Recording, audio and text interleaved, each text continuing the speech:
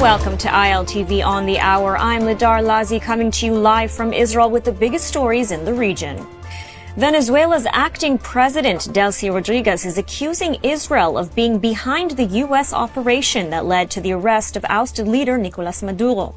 In a televised address, Rodriguez described the strike on Caracas as Zionist aggression, claiming without any evidence that Israel directed Washington's actions.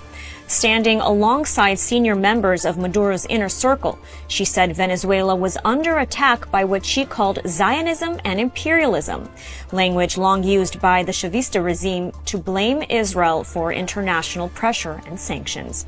Rodriguez repeated claims that Maduro remains Venezuela's only legitimate president, despite his transfer to U.S. custody, and portrayed Israel as part of a global conspiracy targeting sovereign nations. Welcome back to the podcast. Welcome back. Beloved, this is indeed your brother Big VJ checking in. Today's conversation, we're going to talk about what happened in Venezuela. Yeah, man. We're going to have a conversation about what happened down in Venezuela, right? And, sometimes, beloved, it's some things that you wish you wasn't right about. And, beloved, this is one, right? So we're going to have that conversation about Maduro being locked up in New York City because United Snakes went to an independent country and took the man, president, out of his own country and brought him back to a jailhouse in the States, beloved, in New York City. So yeah, beloved, that's going to be a conversation today. There's some things I want to include in today's conversation, and that's the seal, you dig? We're going to talk about the Great Seal that's on the back of your dollar bill, and on that seal, it's symbolism, and in that symbolism, the so-called white man is showing the world who and with his loyalty lies in. And it's not us, beloved. We're not on that seal. On that seal is a contract. It's a covenant of loyalty between two. And that two is Europe and the Jew, right? So we're going to break that down a little later. Let me ask though, man, when you guys seen the United Snakes go in and do that in Venezuela, did it shock you a little bit? Did it shock you, beloved? It shocked my mom's, man. My mom's was like, she was like, baby, I ain't think that man to do that. And I was like, Mom, you're standing on land. You're living on land that was ruled by somebody else. And the devil came and moved him out the way. You know what I'm saying? You standing on land that it used to be ran by chiefs. This was a land of laws and chiefs. But the chiefs, beloved, are no longer here, right? See, the thing about our people is this. We don't have to be smart. You dig? We ain't got to be super intelligent. And we ain't got to be wise and none of that. Yet what we must do, though, beloved, is we must follow the words of our ancestors that are no longer here, that left it in literature, right? That left audio and video tapes behind. And then we must double down on that information with our elders that are still here. If we are able to do that, we could get out of the way of this man stumbling blocks and landmines and pitfalls that he put before us, because with that kind of information from our ancestors and our elders, and we attach that to our nature of freedom, justice, equality, peace, and love, we can beat the beast. But we would never be able to beat the beast at his own game against his own nature. We can't out nature. You can't out wicked a wicked man. You can't out war a warring man. You know what I'm saying? You can't. It ain't gonna work like that, because the so-called white man nature is disproportion, corruption, captivity, war, and fear, right? So look, let me go back to this, right? Because I'm gonna circle back to this. Going back to listening to our ancestors, right? What did Dr. Henry Clark, peace be upon him, what did he say about these people? What did he say about these Europeans? He said the problem with our people is that we think them folks is human, and they are not. We're trying to relate to them like a human being, but they're not like you. We get confused because we look alike species-wise, right? But it takes somebody with the knowledge of self, a master teacher, to come and say, y'all look alike species-wise, but nature, you guys are different. That's why we honor and respect Mr. Muhammad so much, peace be upon him, because he was the one to start pointing out, no, you're getting it confused. Your nature is different than his. He got you in this trick bag over here, like this species game, like, oh, we all human beings and this, that, and the third. And then he give you a book, and in this book is some spirit game and demon game and all that, so he can throw his misdealings off on something else. It's some spook devil in the sky that's making people do A, B, and C. No. Someone with a thorough knowledge of self would say no. He got a nature. It's just like the horse and the zebra. The horse and the zebra look alike. You know what the difference is? The horse got a different nature than the zebra. That's why when you look at cowboys, the cowboys are always riding what? They're not riding no zebras, beloved. It's not in no zebra's nature. You see cowboys riding a horse because a horse can be broken. A zebra? No, zebras can't be broken. Maybe like 1 out of 99. You have to kill a zebra to get on the back of it. That zebra ain't gonna never let you ride his back. Like I said before, maybe like 1 out of 99. But when you see a human being riding the back of an animal, it's a horse. It's a donkey. Because that's the nature of them. That's how those beasts are set up nature-wise. But dig though, the horse and the zebra look just alike. They're not alike. What are you saying, Brother V? You and that man look just alike. Y'all not alike.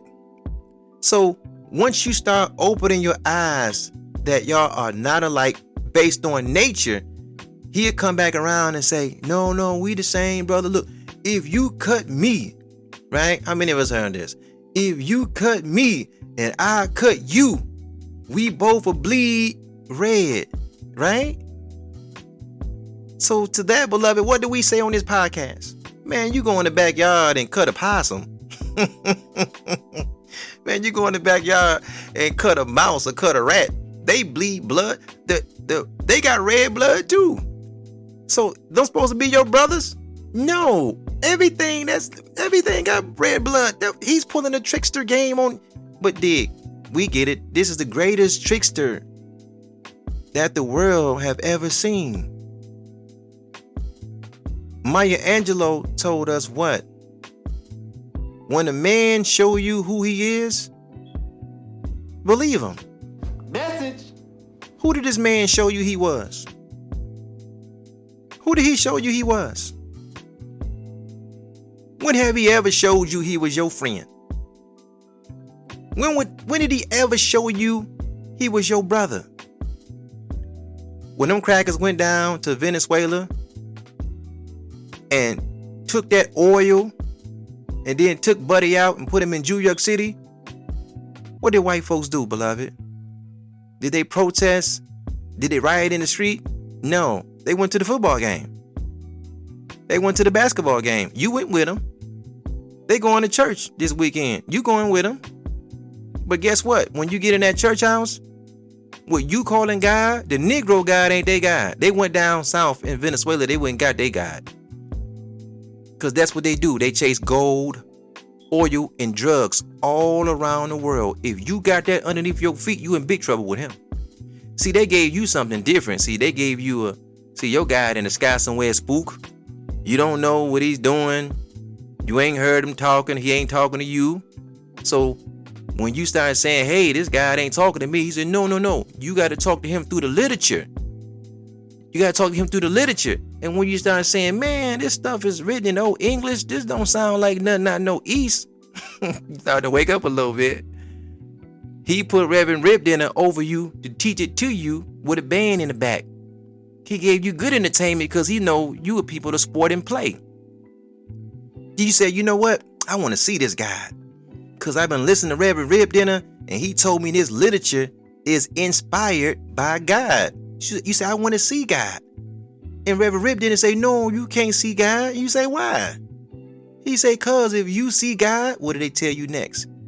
You would die. Cause nobody can see God and live.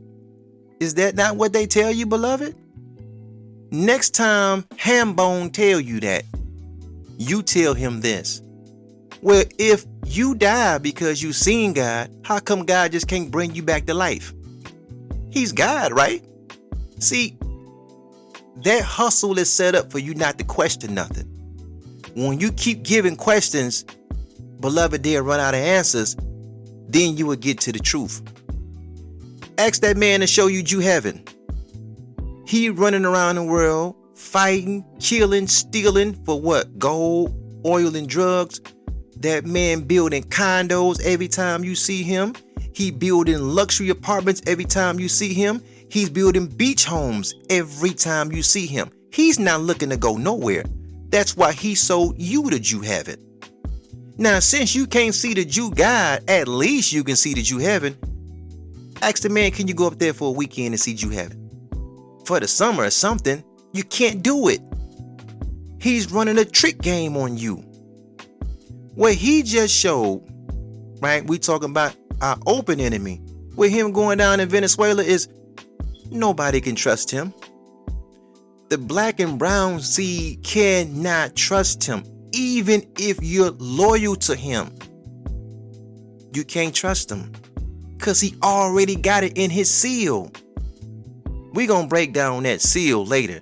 But on that seal, on the back of that dollar bill, that so-called white man is telling everybody in symbolic language, his loyalty lies with the Jew, not with you.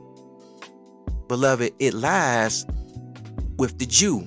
Message. And that 13 star that you see on there, we're going to talk about them 13 stars later that you see on the Great Seal.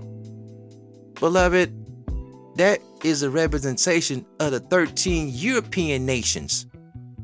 Yeah, I know they told you, no, V, I looked at this 44 nations. No, it's not, beloved. It's only, no, they're one.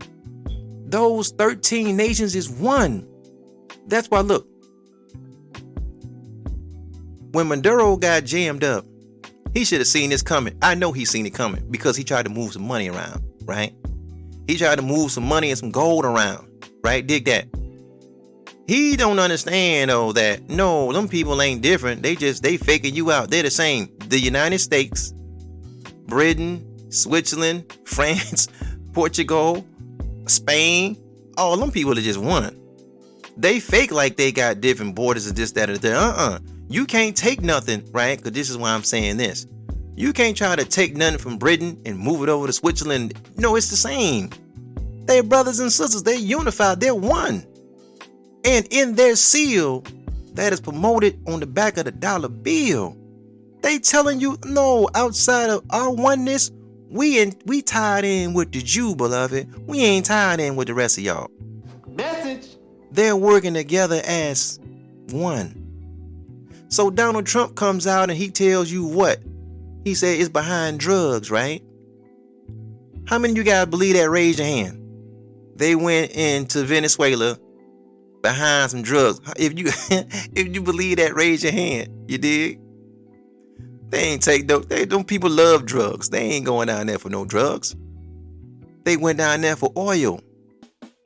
Or look, all Trump do is pardon drug traffickers. That's he don't let no real black revolutionary soldiers out that got jammed up in the 70s and 80s, fighting for our people. He don't let them out. He let all the dope boys out. He don't care nothing about no traffickers. He let Buddy out from Honduras. Juan Orlando Hernandez. He gave dude a pardon. He even let the chairman out, beloved, Larry Hoover, right? Because we know the chairman got caught up with, they put that gang jacket on him and that drug jacket on him. But Trump gave him a pardon. Now he belongs to the state. Garnett Smith, B. Moore, dope boy, pardon. Harry O, California, Los Angeles. He helped put together Death Row, right? Death Row Records. Dope boy, pardon. The sister that worked with Trump, right? In that department that do the pardons, Alice Johnson. They gave the queen life in prison. But we got to give credit where credit is due. Kim Kardashian put a team together. They went up there and they got the sister pardon, right? Okay. Jay-Z is tied into a company. He at Rock Nation, and we know the parent company is Live Nation, right? On that staff on Rock Nation, the COO is Desiree Perez. I don't know if she's the COO or the CEO, but I believe she's the COO, right? Chief of Operations. Okay, now here's the story on her. She got a husband.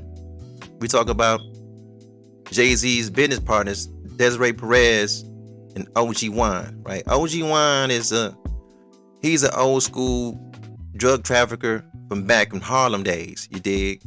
And this is supposed to be like Jay-Z's secret plug, and he talk about the dude in rap songs a lot. And this is also one of the guys that 50 Cent is being accused of using his life story in power. Because OG Juan was the big drug trafficker. He played in the back. He never was flashy. He was in the back. And he fronted all the dope boys that you see that's like drug lords. Like, from Harlem. We look up, or I'm saying we loosely, but I'm saying this is in hip hop. Rich, Alpo, and AZ. Supposed to have been like the three drug lords that ran Harlem. But it was OG Juan that was their supplier. You dig? So much so, like, check it out. It's a lyric that Jay-Z got in one of his songs. And I forget what song it is, but he says something to the extent of he like, OG sold to those you call kingpin. If those are your drug lords, then who are we then? That's one of the lines he's using. You dig? That's his partner, business partner, OG Juan. You know what I'm saying? Okay, now his wife got jammed up, Desiree Perez. You dig? In 1994, she got jammed up. She got caught with 35 bricks. So they began to work with them people. She wore wires and all of this, and she took a whole cartel down. But something is still on your record. Behind that, even if you work with the people, something is still on your record. Well, Trump came back even with that, and he gave her a pardon. So you can see a pattern with him. He don't have no issue with dope boys. You dig? So we know off top, he didn't go into Venezuela and grab Maduro up because he was pushing drugs into the country. Because we know if that was true, he would have went in Mexico and Colombia a long time ago. No, he went, beloved, to get the oil. Now, the red flag for Maduro should have been this. When he tried to move some money over and the British took it because he had some gold. You did. He had gold and money, and the gold was almost like, they say, 70,000 pounds. It was in the Bank of England. And when he tried to move some stuff around and get some of his money out and get some of his gold out, the British didn't let him. You know why the British didn't let him? The British knew what Trump was going to do. So they started to steal right off the gate. Think about how devious that is, though. Think about how devious that is. You're putting your money and possessions as a smaller country in Western banks. When they see how much you're earning and you being prosperous, they can take the money, or they're going to take it. They just took it. And there's nobody that's going to do anything about it. I mean, they're deboing it. And when you tried to get the money out, the British told you no. You tried to move it to Switzerland, and whatever you can get to Switzerland, it don't matter. They all the same family. They all one. And then Trump come and start taking the oil. But that was the red flag for you. When you couldn't even get your own money, they was coming to steal from you. If that's not a devil, beloved, who is?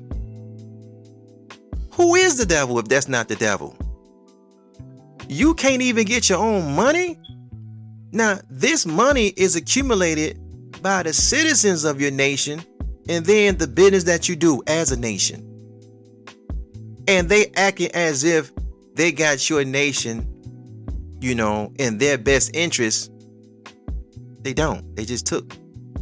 And then 15 years later, 20 years later, see, this don't get recorded. This ain't in nobody's history book. This ain't in nothing. So you look up years and years later and you're trying to wonder why Venezuela is poor. You're trying to wonder why Haiti is poor. You're looking at all these poor nations like how they just poor, and then the devil will come back and tell you, see, they don't know how to run government.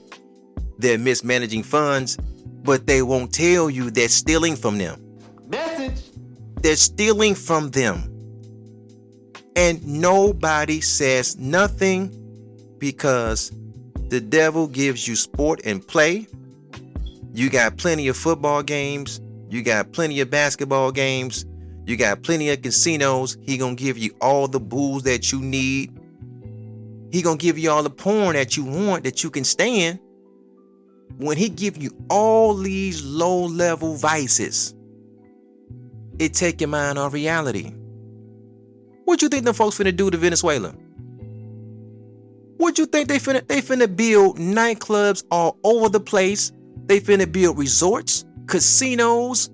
Man, I give it 5 years. I give it 5 years. Venezuela will be a tourist attraction. But for what? For filth. It all goes back to the Great Seal. That cracker and that Jaime is together. Everybody else is on the board for the taking. They ain't got no loyalty with you. Look, they even got a check this out. Check this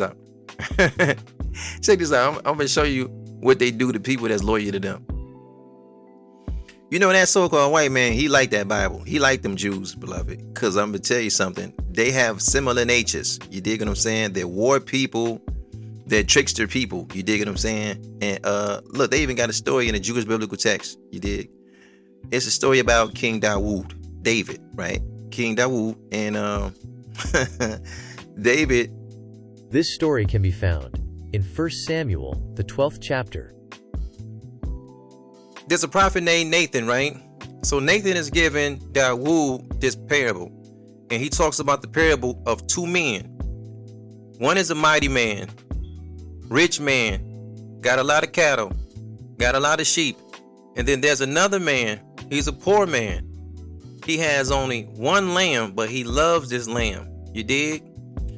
There's a traveler coming into the city. Now, if I'm getting the story wrong, I'm just trying to get to the point of the story, but because I don't know every little detail. But if my memory served me right, there's a traveling man coming into the city, right? So the rich man is going to prepare a dinner for this traveling man. Now, the rich man got all these cattle, got all these sheep. He can go in the back and kill his own. But Dawood don't do that. He look at the man, Uriah, the black man, with just one, right? And he kills that man for his sheep.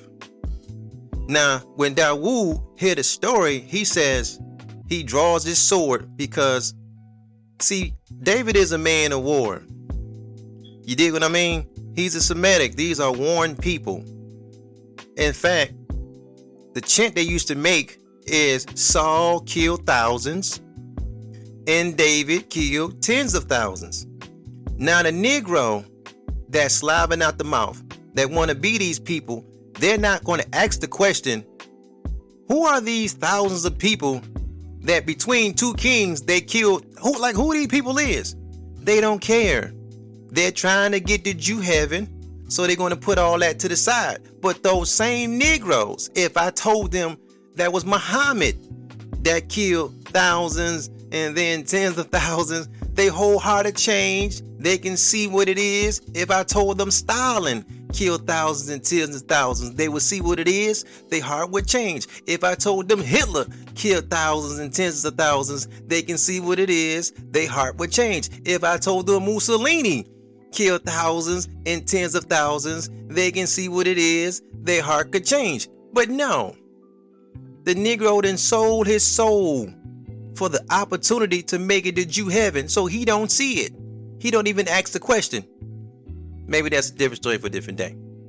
So Dawood draws his sword and he says, what to the prophet?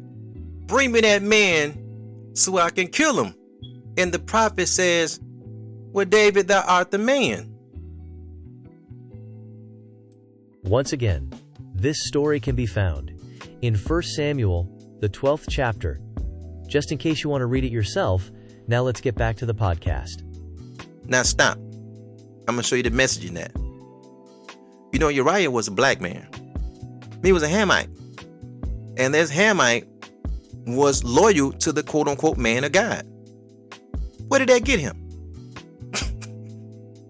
Somebody better wake up.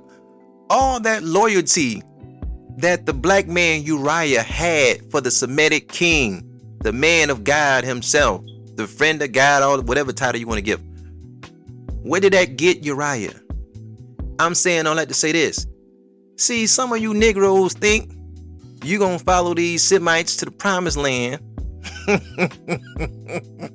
They got a pot of gold for you for your loyalty. Even in their own book, they got it ain't no pot of gold for you for your loyalty. He killed the dude that was loyal to him. Why? Because that's their nature. And look, what is the difference between the United States and King David? What's the difference? David had hundreds of wives, supposedly, and he went and got dude wife. Okay, United States got what? One of the greatest educational systems, one of the greatest economies, right? The greatest waste and water systems. Clean water come into the homes, dirty water leave out relatively now, right? The greatest trash system, right? You throw your trash out. We take this for granted, but other countries ain't got this. You throw your trash out, they come pick it up. You never see it again. You don't never see it, never smell it. In each individual home in America, everybody got their own bathroom, right? You can relieve yourself, bathe, wash yourself, and then if you can't even get to your bathroom, America got it so sweet where you can go to businesses and businesses have to offer you a restroom to relieve yourself in, right? America has so much, people are leaving their homelands in droves to get to this country. And even though King USA David is got all of this going on, this nation is looking at this one man with just oil in the people. And they're going to take that from him. And not only is they going to take that from him, it's a pattern. They didn't like Noriega. They moved him out of Panama. They didn't like Saddam Hussein. They moved him out of Iraq. They just go down the line. But it's not because of what they tell you they moved him out of the way for. It's always something else behind it. It was the oil with Iraq. It had nothing to do with no weapons of mass destruction. We haven't found a firecracker down there, beloved. But the U.S. led an invasion and ousted him. And then they did the same thing 2 years before that with Afghanistan. Oh, it's some Taliban this. It's some Taliban, it's this. No, it was drugs that was there. They wanted the drugs. You can go all the way back to Vietnam. It was over drugs then. It was opium. Everything was about the opium. Muammar Gaddafi killed. Why was he killed? Because, beloved, he was going to unify the currency of Africa. Put those 53 heads of states together, get rid of the euro, get rid of the dollar, and do what? Consolidate it. New money, new currency backed by the gold. What happened though? There was a group, small group, that they got next to, beloved. United States began courting the National Transitional Council, NTC, who was the rebel provisional government of Libya established during the 2011 civil war, serving as the political face of the rebellion against Muammar Gaddafi, coordinating military efforts, and overseeing the transition to a democratically elected body, which it successfully handed power to in August 2012. Okay, so now this is what you got going on. You got this TNC group that's going around Europe, that's going around the United States to get backing. They have a meeting. They sit with Obama.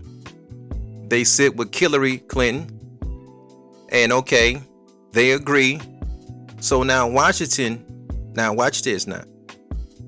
Washington freezes the $34 billion that the Libyans have in Western banks. Now, I want you to stop. I want you to marinate on that. Libya is a small country, right? The independent nation. It's only like 680,000 square miles. We will put that next to a state like Alaska, right? Okay. Libya only got 7 million people in it. Yet, Libya, like so many other smaller nations, are putting their wealth in different world banks. Libya had $34 billion in Western banks. When the TNC, the Transitional National Council, got next to Obama in the European world, which is one and the same now. This is who the West used to make their move on Gaddafi. If you go back and you look at that tape when Gaddafi was assassinated, one of the TNC rebels had a New York Yankee hat on. What is the chances, beloved? How many times we ever watch something from overseas and it's in Afghanistan and Pakistan and Jordan somewhere, and you see the Arabs and they got the headdress on, and or they have nothing on their head. But I mean, like, what is the chances of dudes walking around with like, a Lions hat, a New York Yankees hat, Boston Red Sox hat? Like, nobody does that. But that shows you when they came to the Americas and was in the West, you can see what was in. When they went back, they still had the same clothes on. But I don't want to take your attention off the $34 billion that was in the Western banks, that was frozen, that was later stole. That's why Libya right now is poor and it's in civil unrest, because the TNC thought they can trust those Western devils, but they can't. They didn't give them none of the money. They kept it. According to France24.com, Libyan rebel who captured Gaddafi dies in Paris. Omran Shaban, one of the Libyan rebels credited with capturing Muammar Gaddafi in October 2011, has died from gunshot wounds in a Paris hospital. Questions abound about the circumstances surrounding Shaban's death. So in the words of Tupac, he switched sides. So I guess his new friends wanted him dead. So much for trading on your own for the enemy. You can't do deals with thieves and robbers and killers. You're not the group that they have loyalty to. You're not the group that they have loyalty with. You don't have a seal with the so-called white man. You don't have a pact. You don't have a bond with him. He has his public bond, covenant, and pact with another people.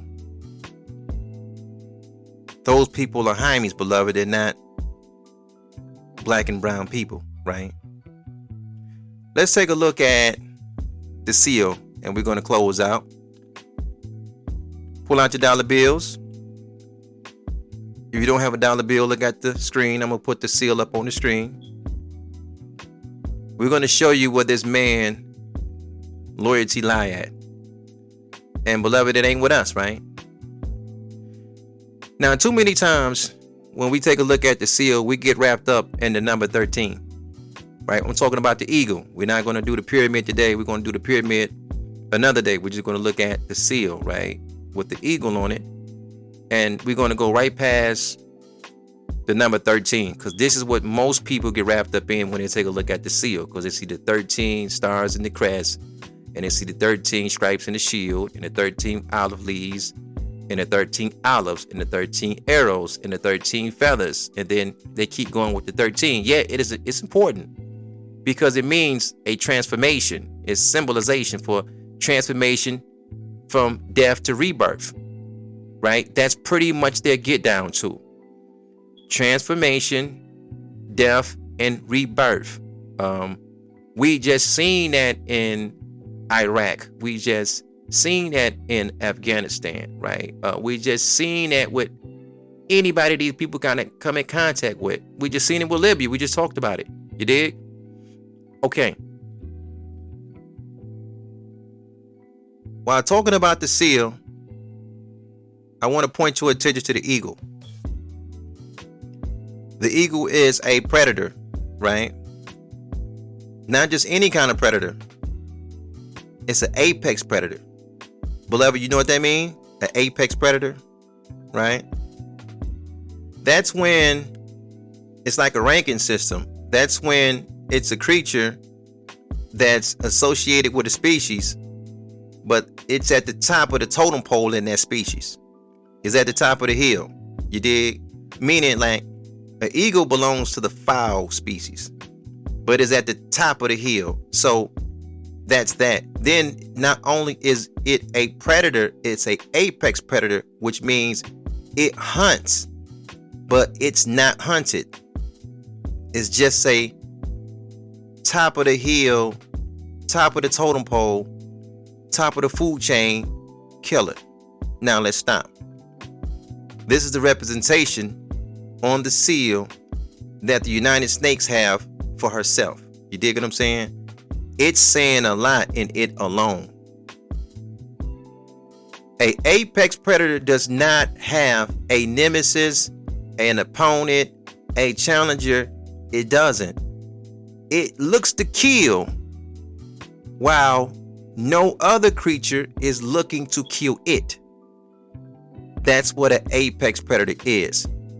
So next to an eagle, I give an example like a wolf would be an apex predator because it's in the line of a canine. But German shepherds ain't running behind no wolf. You ain't getting no pit bull or chasing no wolf nowhere. It's a killer. The wolf is a killer. The wolf don't have a spirit on him. The wolf is made this way. This is the wolf's nature. You dig what I'm saying? It's at the top of the line. You can break those in the middle. You can break a German Shepherd. You can break a teacup poodle. You can break a Rottweiler. You can't break a wolf. Apex, just like a lion. Apex. The lions look for smoke.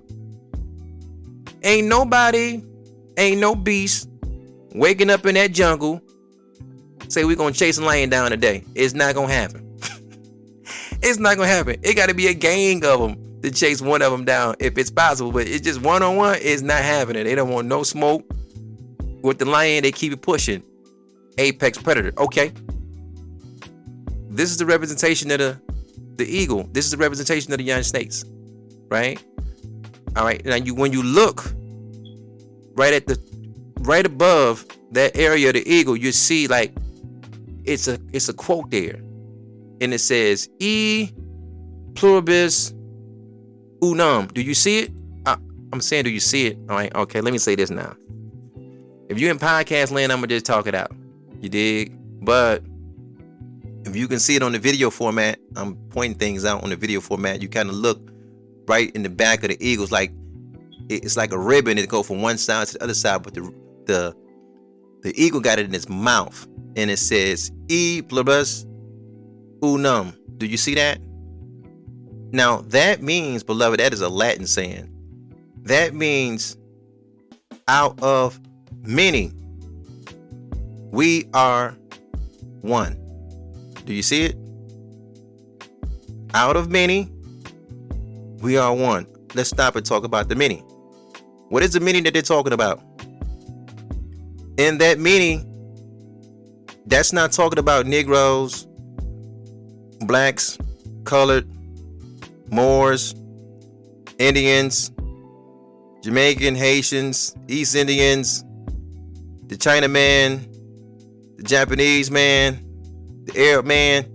They don't make the cut. That out of many, we are one is the 13 nations of Europe. Now, again, you got Google. You will look it up. You say, no, V. It's 44 countries in Europe. And no, it's not, beloved. No. It's 34 countries that got representation at the United Nations. When it comes to the principal states of Europe, it's only 13. And that 13 is united with the Jew. That's why, look at the imagery now, and I'm going to talk it too if you can't see it. That's why when you look at the very above the crown, this is the crown that sits on the head of the predator. This is the crown that sits on the head or above the head of this apex predator that we call an eagle. You see the smoky looking circle first. That's the moon. And then underneath the moon, you see the sun, and it's in the 360 format, right? And then in that sphere inside of that sun, you see the stars. But if you kind of see how they are aligned in the format of a 6-point star, and there's 13 stars inside of it. But you can see that Star of David in there. You can see that Solomon's seal in there. Now, again, this is the pact, this is the covenant, this is the union between the European nations and the Jew. Now go back to the outside. You see how that moon is surrounding it first. You see the moon in the circle first, and then you see the sun. If you look at Jewish tradition, they're not like original people. Our day start with the sun rising first, and then our day ends when the sun set. But because this is a seal in the pact and the covenant with the Jew, you see the moon first, and then you see the sun. Because when you look at the Genesis, it says that they believe that it was evening first, then the day, that what makes their first day, right? And then you see behind the stars, you can't really see it, but I'm pointing out to you, that's a hex alpha star. That's a hexagram, which means it's a 6-sided star of David. It's what some would call Solomon's seal. And if you kind of follow how these legends go, they always use the 6 a lot to, it's like, I don't know. I mean, you can just, let me see. Like the Israelites had 6 cities of refuge, right? And then Jehovah or Yahweh, he has 6 things that he hates. It's 7 that he detests, yet it's only 6 things that he hates, right? When they show you the seraphim got 6 wings. When you go into the Freemasons lodge, there are 6 jewels, right? Okay. Now, when you go back and you look at that sun, it's in a 360-degree setting. And then when you go back, you look at that moon, it's in the 360-degree setting, along with the water. This is the pack that they got for the earth, right? But the circumference of the globe, because this is the globe, is 360 degrees. That's why you see it all in the 4th circle. 360 degrees is just 6 60s. That's all that is. But again, it's in the center though, the Star of David. Okay. In Jewish tradition, man was created on what day? The 6th day. Man can only work how many days? 6 days. He got to rest on the 7th day, right? Okay. And this is Jewish tradition now, how did they know that the Sabbath day was approaching? Because the men would blow the horn 6 times. So they knew, okay, this is the eve of the Sabbath. And then they know the 7th day about to begin because of the 6 blasts, right? The hour is made of what? 60 minutes, right? The minute is made of what? 60 seconds. So we can keep going down the line, but that is a representation of the 6-sided. Look, I even go further than that. Check this out.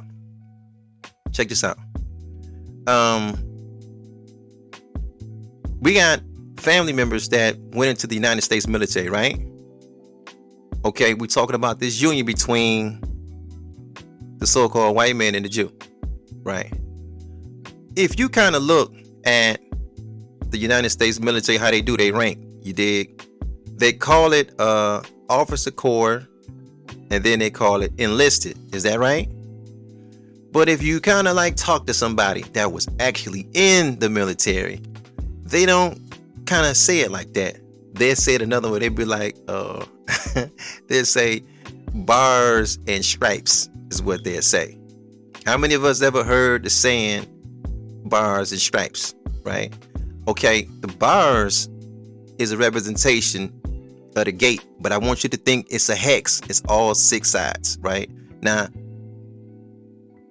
if you take a look at the hexagon concave symbol, it's 6-sided symbol still, because these symbols come in different. When you check it out, when you look at the Star of David, for real, when you look at it, it's going to be positioned as a hex alpha. And then a hex alpha is a hexagram, but the important part is it's the 6 sides that's on it. Then when you come to the United States military, it's not a hex alpha shown there. There's a hexagon concave symbol that's shown there, but it's still got the 6 sides on it. And then it's controlled by what they would say the bars and the stripes. The bars are the gates. This is the gate. This is the officer corps. This is the gate, and the gate leads the 6 sides in battle to protect the union. What is a union? Between the Jews and the Europeans. Look, check it out. If you go look at somebody that's in the Marines, right? And they have they put their ranks on their on their arm or whatever, I don't know. But it looks like almost like a wide kind of like triangle. They don't have no bottom. It's not connected to something like that. It's like all of them look like if you kind of look at the ranks, it looked like a V. They put like V's on it. It's either upside down V or a right side up V. But don't count the sides of it. You will see it's 6 sides on it. Even with the Navy, when somebody make like petty officer, they put the eagle up, and then you see like the V, it'll be right side up. But don't look at it. You count the sides. It's 6 sides on it. The same with the Air Force. The Air Force kind of give you like this looping wing, right? They have a 5-point star in it, got a looping wing. But when you get up to like Master Sergeant, Senior Master, Chief, they come with the 6 side. They crown the wings. You dig? It's all it's all going back to a pact and to a representation of a oneness. That's why, look, when you look at the eagle, if you looking at it from the eagle's position, the right wing got 32 feathers, right? There's symbolism in that. The left wing got 33 feathers. It's a symbolism in that. But you put the 33 with the 32 together, that's the 65. In Jewish mysticism, that's the one bird. That's the doorpost that represents the one bird that together in unity. That's the oneness.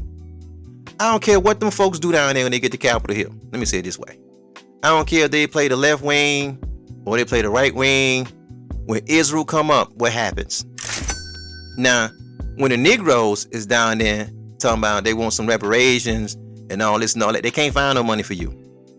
They ain't got no money. We don't want to get no tax dollars of this. We ain't gonna give our tax dollars to give to you. And I wasn't your master. I ain't have you in slavery. My people came from Ireland, and my people is Poland. They had to come over here and work, and I don't want our tax dollars to go to you. This is what they tell the Negro, black and colored, and everybody else that's down the line. Okay, then they'll go right back and have another vote the next day to give money to Israel, and then boom, it's approved overnight. Why? It's part of the seal. It's on the seal. That's the doorpost, one bird together in unity. That's the Jaime and the cracker. Even look at the breastplate. The eagle got a breastplate. Dig that, right? They going overboard with the symbolism. But look at the breastplate. Do you know what a breastplate is for? That's something like old, Roman soldiers, Greek soldiers, used to have. It's like a plate that they put over their chest and their stomach to protect their organs in battle, right? So just think they put a breastplate on an eagle, right? Dig that. But it's to protect, like, again, the major organs, the heart, the lungs, the stomach, you understand? Now, it got some stripes on there, and it got a blue setting over the stripes. You see the red stripes, which represent the blood, right? The blood of the people, because blood is the life of the flesh. And then you see the white, which means the people, because white was invented in 1670. You won't see white underneath no document. Nobody called himself white. It never happened. It never existed until 1670. And I'm talking about the white I'm talking about is WHITE white. Now, this is the white that they put in pact with this covenant with the Jaime.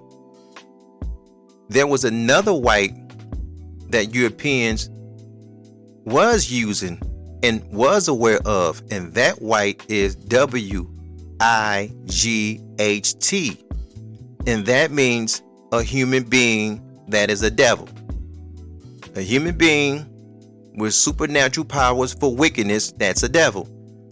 Everybody knew that this man was a devil. He switched it up and got rid of the WIGHT, and he went underneath the new pronunciation of WYITE, but that's a different story for a different day. But you see that on the breastplate, and then on the very top of the crown of the white stripes and the red stripes is the big blue bar that's on top.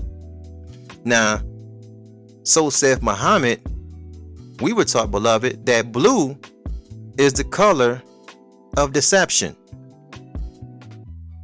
Think about that. This is how this predatory bird is going to defend this pact that he has with his Jaime buddy.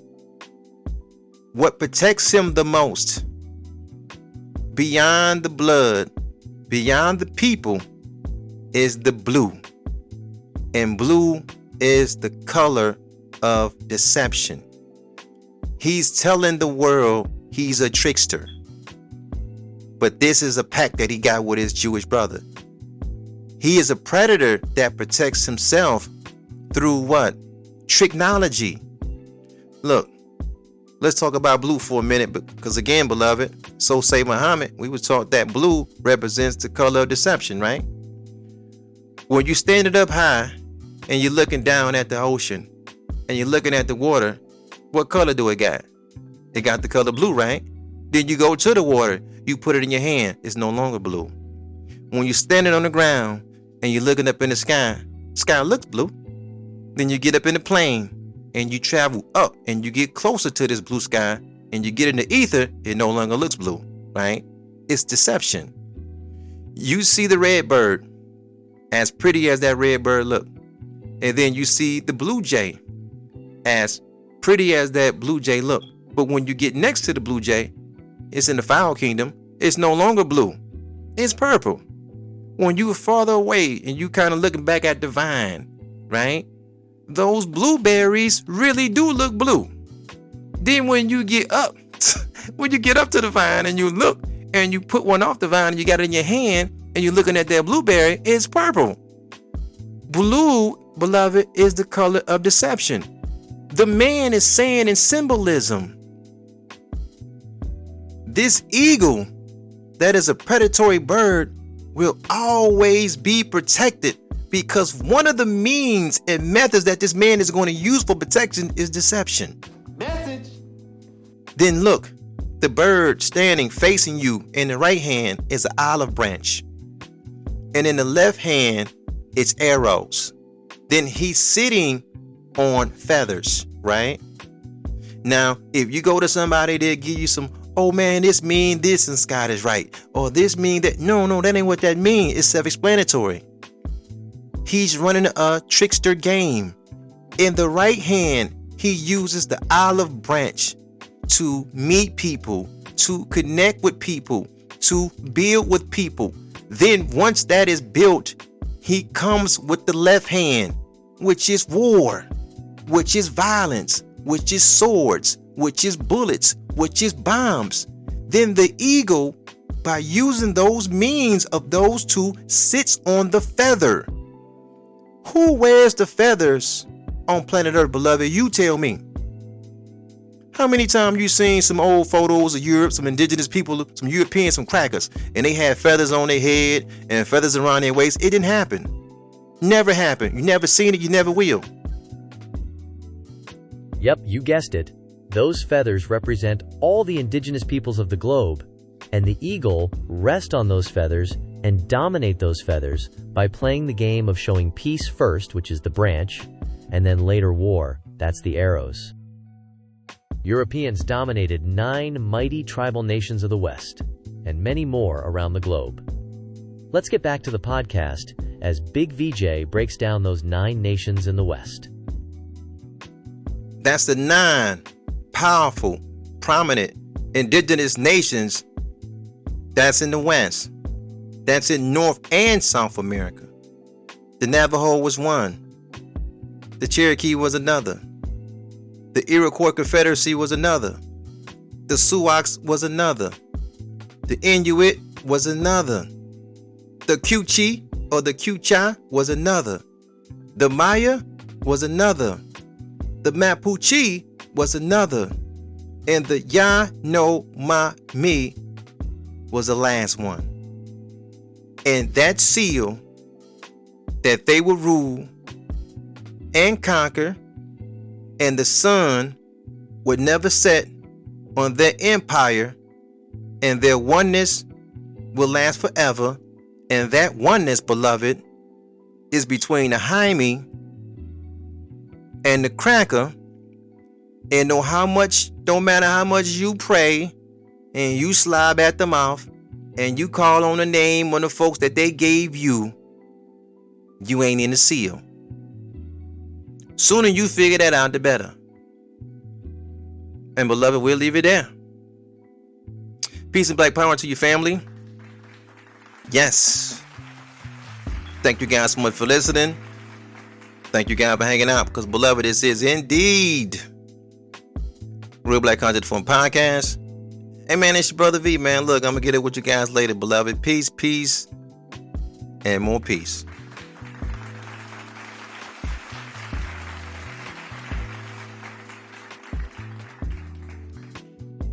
The American Revolution was financed through a mix of foreign loans, especially from France, Spain, and the Dutch, domestic borrowing, printing paper money leading to inflation, and crucial private contributions, with merchant Robert Morris serving as the financier of the revolution by using his personal credit, managing finances, and procuring supplies, alongside a Jew named Haim Salomon, a broker who secured loans and provided funds for Congress and the army.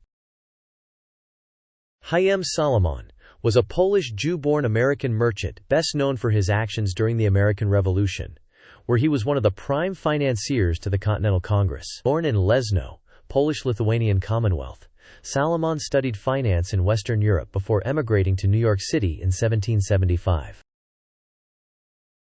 It is urban legend that because he financed the war as a deal, the Star of David, or six-point star, was put on the back of the dollar bill. It is also urban legend that Salomon died broke because he gave too much money to the war, but there isn't any source to support that. So what else can we say? Long live the red, the white, and the blue. Brothers and sisters, all you Hamids and Hamids, let's get it together. Let's bring it on down. Wow, wow, wow. I want to talk about love for one another. Want to form a soul and kosher coalition. I love those black suits you wear and them little tiny curls that hang down in your hair. You know we all need one another. Want to stay right here in Hamilton. Well, all my Hyman brothers and sisters. Sometimes I feel a little Hyman myself. But Rook hotter than north. Hamilton.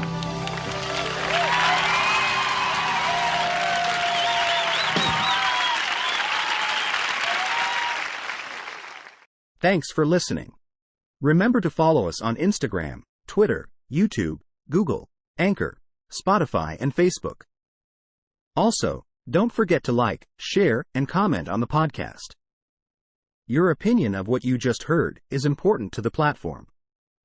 So yes, beloved, your comments are the engine and fuel to the machine.